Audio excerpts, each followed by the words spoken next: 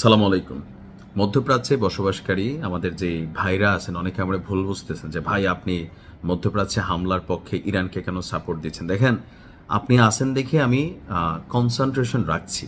আমি বলছি যে আপনারা নিরাপদ স্থানে, আপনি যে দেশে আছেন সেই দেশ থেকে যে নিরাপত্তা সিস্টেম বা নিরাপদ স্থান দেখানো হয়েছে আপনি এখানে থাকেন। আপনি কি মনে করেন না যে এটাই সময়, এই যে মধ্যপ্রাচ্যের যে শেখরা আছে, আল্লাহ তাদেরকে যে নেয়ামত দিছে, তেল গ্যাস এগুলা বেচা যে পয়সা কামাইছে, এরা এই পয়সা দিয়া ধনী করছে কারে?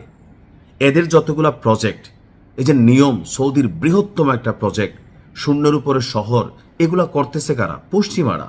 বিলিয়নস অফ ডলার তারা লাভবান হচ্ছে। টাকাকার এই মধ্যপ্রাচ্যের রাষ্ট্রগুলোর। নিজেদের মধ্যে কোনো ইউনিটি করে একটা নেটও তৈরি করতে পারলো না, ইউর মতন একটা সংস্থা করতে পারলো না, বা বিশ্বব্যাংক, এডিবি, আরো বিভিন্ন যে সংস্থাগুলো আছে লাইক কিচ্ছু নাই ভাই। দুই একটা আছে নামে কামে, সব শালারা গোপনে মনে করলেন যে ধান্দাবাজি করে, মদ খায়, শরাব খায়, নারী নাচায়, বেলি ড্যান্স চলে, আর উপর দিয়া কি আল্লাহু আকবার। আপনারা তো আরব দেশে আছেন, বলেন তো কোনটা নাই? শুধুমাত্র মক্কা এবং মদিনা ছাড়া আমি মনে করি ইরানের উচিত প্রত্যেকটা আরব রাষ্ট্রের যে শেখদের বাড়িগুলো আছে না, ওইখানে একটা একটা করে আসলে কদর পাঠাই দেওয়া দরকার। বুঝছেন তো, যে মোটাটা এদের শিক্ষা দেওয়া দরকার। আজকের দিনে সৌদি ইরানের বিরুদ্ধে যুদ্ধের প্রস্তুতি নিচ্ছে, কাতার যুদ্ধের প্রস্তুতি নিচ্ছে, তো ইরান কি করবে? বাহরাইন শত্রুদের ঘাঁটি তৈরি করে দিয়া ইরানকে ডিস্টার্ব করতেছে, তো ইরান কি করবে? থাইমা থাকবে?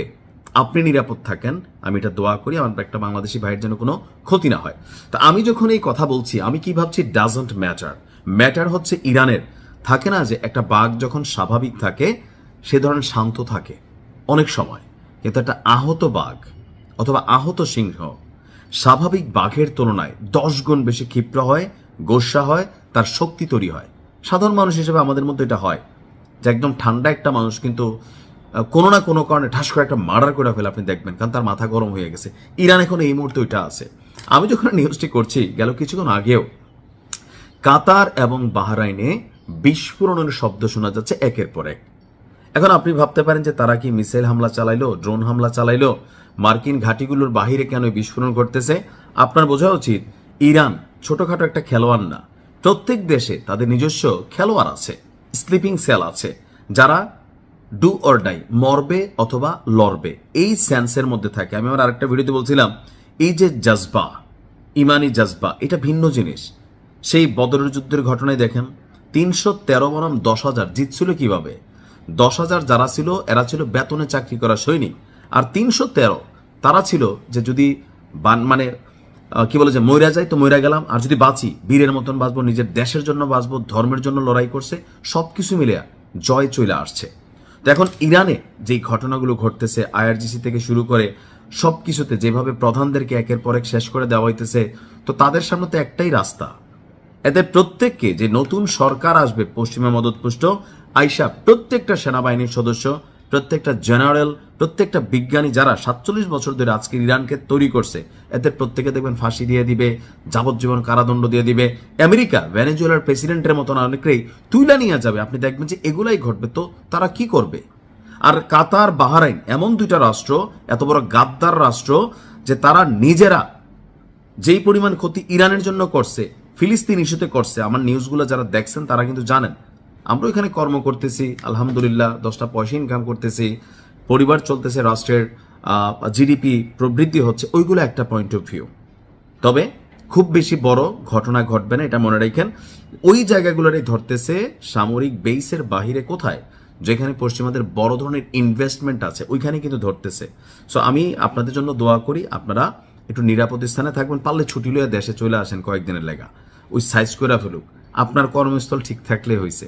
আসলে ক্ষতি তো হবে, যুদ্ধ সবার জন্যই ক্ষতিকর কম বেশি। এখন আমার কোনো ক্ষতি হবে না, তা আমার তো ভালোই লাগবে এগুলা, কিন্তু আমি যখন নিজে ক্ষতিগ্রস্ত হব তখন বোঝা যাবে। তা আমি ক্ষতিগ্রস্ত হই না। অনেকে বলতে পারেন ভাই এই পর্যন্ত আমার তিনটা ইউটিউব চ্যানেল নষ্ট হয়েছে শুধুমাত্র ইসরায়েলের বিরুদ্ধে কথা বলা হয়। এক একটাতে ফলোয়ার কত ছিল? আপনারা তো ছিলেন 15 লক্ষ 20 লক্ষ।